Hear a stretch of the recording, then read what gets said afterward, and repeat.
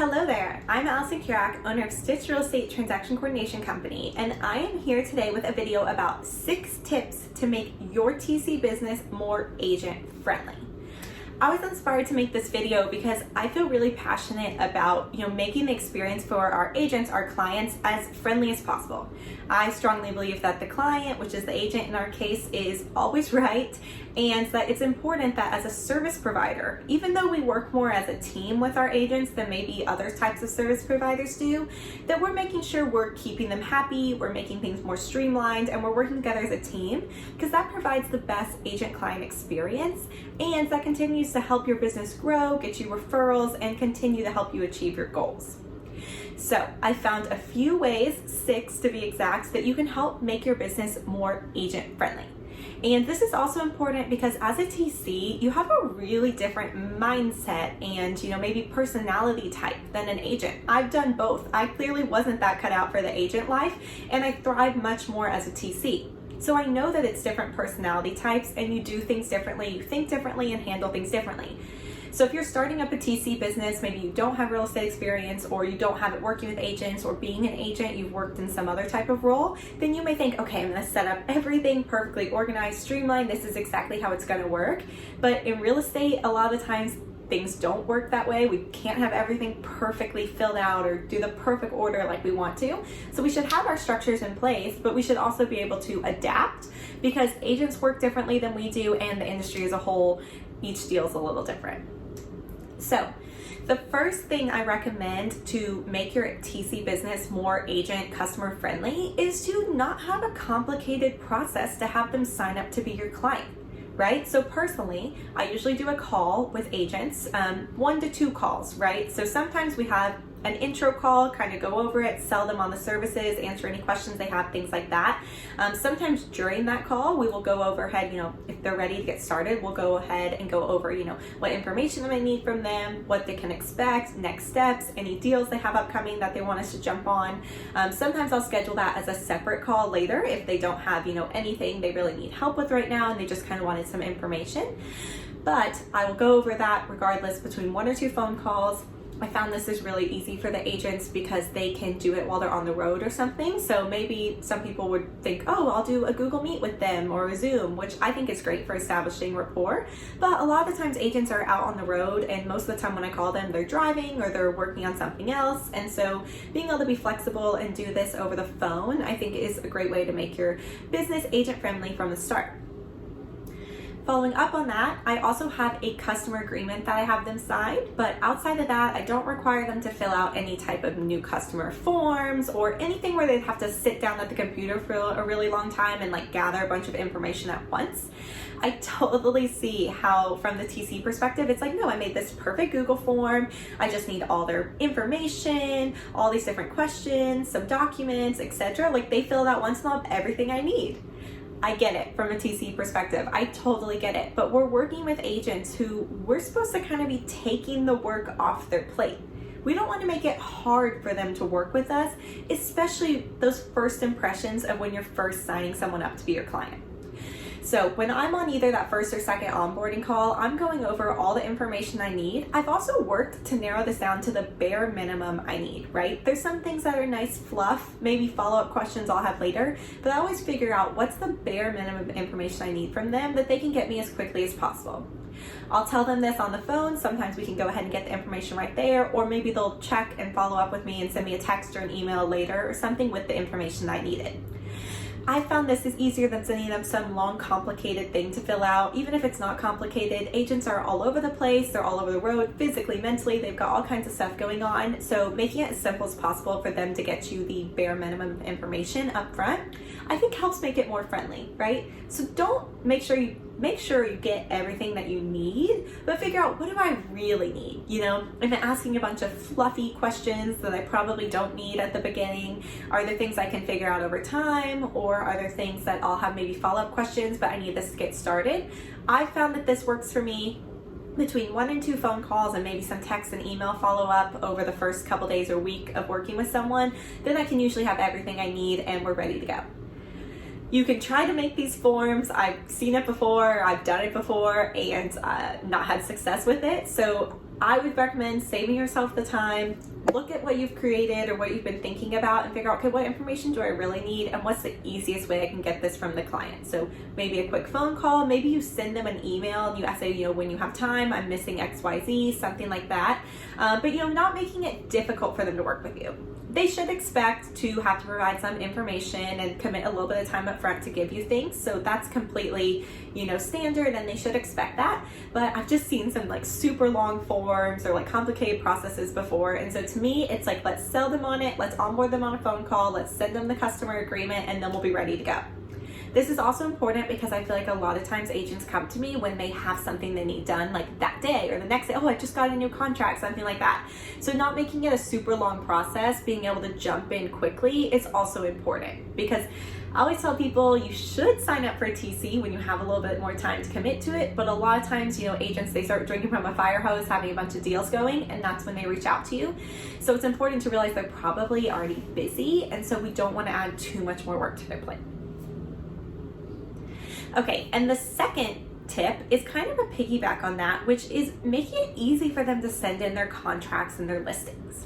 This is kind of another hot take that I see a lot of people do, is have a new contract input form or intake form, listing intake form for the agents to fill out. I've been there before, and 90% of them don't fill it out or fill it out so vaguely that you still have to follow up with information. And so, like I said, once again, let's make it easy for them to work with us. I always tell them, this is the bare information I need to get started on a new contract. Typically, it's all of the contract documents and all the contact information for parties that they may not already have on file or be able to get from the contract itself. To me, when you have a new contract, like filling out a form that has the price and the uploading the documents or asking other questions that are clearly already in the contract, is just redundant and kind of a waste of the agent's time.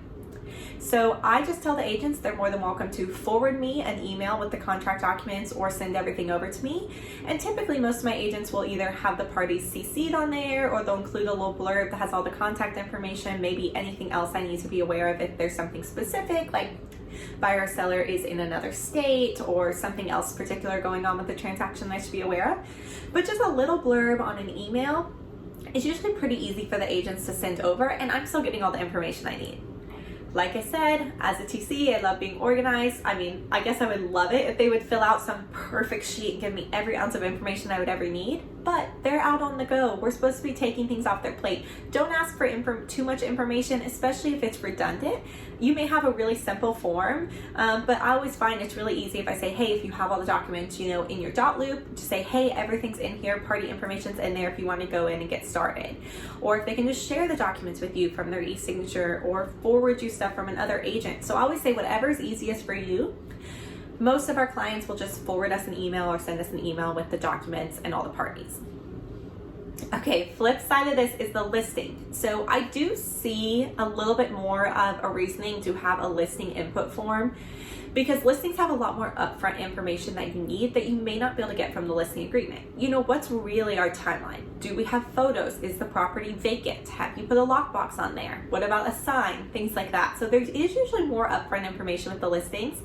I've used an input form before, but like I said, I didn't have a ton of success with it. So I've had agents who had an Excel sheet that was their idea, and they sent it over with all the information. And that was a great way to do it. I also have agents who we kind of just learn over time. And so they'll send me an email, and here's the listing documents, sellers copied on this email, I already have photos, or we're looking at photos this date, XYZ, here's the lockbox information, or I'm going to put a lockbox on, and then I'll just ask any follow-up questions I have. So if you're not going to do a whole input form, which on the listing side, I'm a little more okay with it if people want to do that than the contract side. I feel like the contract side is just totally redundant and a waste of time, honestly. On the listing side, I'm a little more open to the idea. But if you don't want to do that, just kind of train the agents. Tell them up front what you need if you're working on a listing. And then over time, kind of teach them and refine them, and then they'll start giving you all the information up front, and you'll have less follow-up questions. So figure out what works for you on that, but just make sure regardless that you're not asking for too much, or you're not making it too complicated for them to send you their new deals, because we want them to send us all their new deals really quickly. Okay, and the third way to make your TC business more agent friendly is to not charge cancellation fees or charge them in a customer friendly way. So I recently filmed a video for my members subscription group all about why I personally don't charge cancellation fees and the reasons behind it. There'll be a link in here if you want to sign up to check that out. But I personally don't charge cancellation fees. I think that's the most agent-friendly way to run your business. You may have your own reasons for why you do or don't, but if you are going to charge them, think about how to make it agent-friendly, right? Maybe you send them one bill at the end of the month, or maybe they get one free cancellation a month, or maybe they only get a cancellation fee after so many files close. So revisit how you structure your cancellation fees and how you accept payment for them to make it as agent-friendly as possible if you are charging them. Okay, and the fourth tip is also regarding payments. So make a simple payment system that is as agent friendly as possible. For my company, we usually get paid at the closing directly. That way the agent kind of out of sight, out of mind doesn't have to deal with it because we're able to put it on the CDA. I found most of my agents like this. They don't have to deal with looking out for an email invoice or paying something after closing. They kind of just have it all already handled. And so to me, that's always been the most agent friendly way, but also the way that's easiest and makes most sense for my business. So win-win there. However, you may structure things differently, or I do have some agents who prefer to pay, by an email invoice or other ways that we can do it. So if you have that case, working with agents individually, but thinking as your default payment, what's the easiest for the agent and what makes the most sense? And you may find over time this may change as you get more requests from agents to handle things a certain way. So keep an eye out for that if you're just getting started. And think about, or even maybe discuss with some of your agents up front if you're getting started, what would be your ideal way to do it, and we can handle it, XYZ way. See what most of them say, make that your default, but then also be willing to accept payments other ways that are possible for you for the way the agents like to run their business.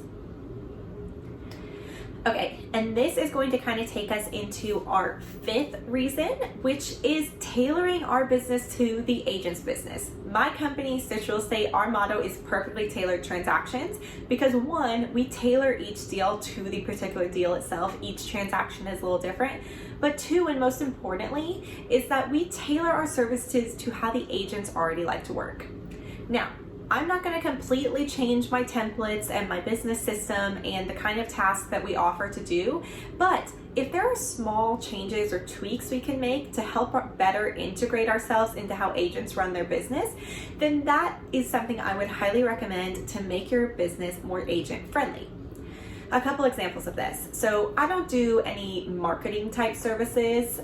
So if someone asked me for that, I would probably say, no, we don't offer those kind of things. But if someone asked me for a simple, admin style task, like some brokerages will have a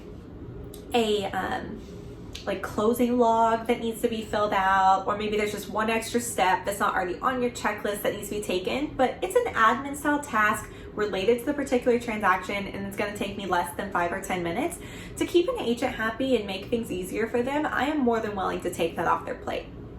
The second way I do this is if someone asks for something that I can integrate into something I'm already doing, right? So some brokerages will use a utility connection service, and they'll be like, hey, can you just put a link to this in your email?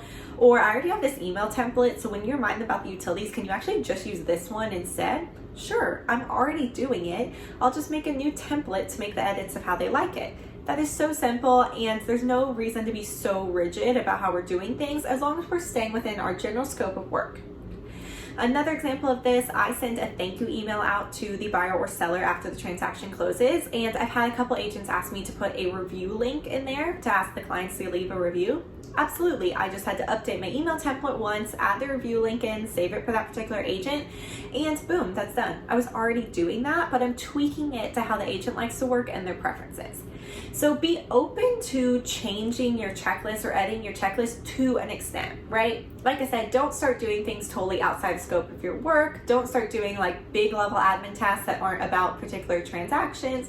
And don't do something that's going to take you 2 hours and isn't something you're comfortable with. But if there are small tweaks you can make to existing tasks you're already offering, or you can just add something small that's going to make everything easier for the agent and tailor it to them, then I highly, highly recommend. That way you're not being so rigid, well, I only do this, this, this, and this, which I understand from a TC perspective can be helpful for streamlining, but that's why we're not going to differ too far off our checklist, but we are going to be open to making small changes. Okay, and the last and sixth tip for making your business more agent friendly is going to be being open to how the agents like to communicate. Listen, I'm a TC. I love email. I love the black and white of it. I love having everything in writing, on record, in one place, being able to do it through my transaction management system, all those kind of things. But a lot of times in real estate, and especially with agents, they want to be able to send a quick text, or there's things that are easier to talk through on the phone. So I always try to answer when people call or call them back, at my next communication time block as soon as possible. Same thing with text. So if you're not getting response from agent emails, try shooting them a text. Try setting up a call. If you find calls or texts are invasive, then maybe set up a weekly call where you go over all the transactions. Then anything else that comes up, you can shoot off a quick email or shoot off a quick text that can be responded to later. But just be aware that most agents aren't big fans of email. So if you're needing something from them or you're not getting a response, be open to figuring out how they like to communicate and what's best. While it may not be your exact systems, we want to be sure we're providing the best level of customer service, and we're also getting the information we need to do our job, and we're working better with the client. We're tailoring it, at least in my company's case, to how they like to work.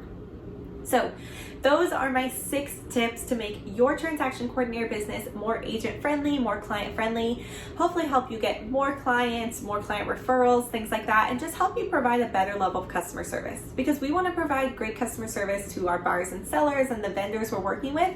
But at the end of the day, the agent is the one that's hiring us. And so we want to make sure we're working in our business the best way we can as a team, and that we're able to make small tweaks so that we can work together as best as we can, and that we're not making it difficult to work with us. That way we're more inviting to agents to help them use our services.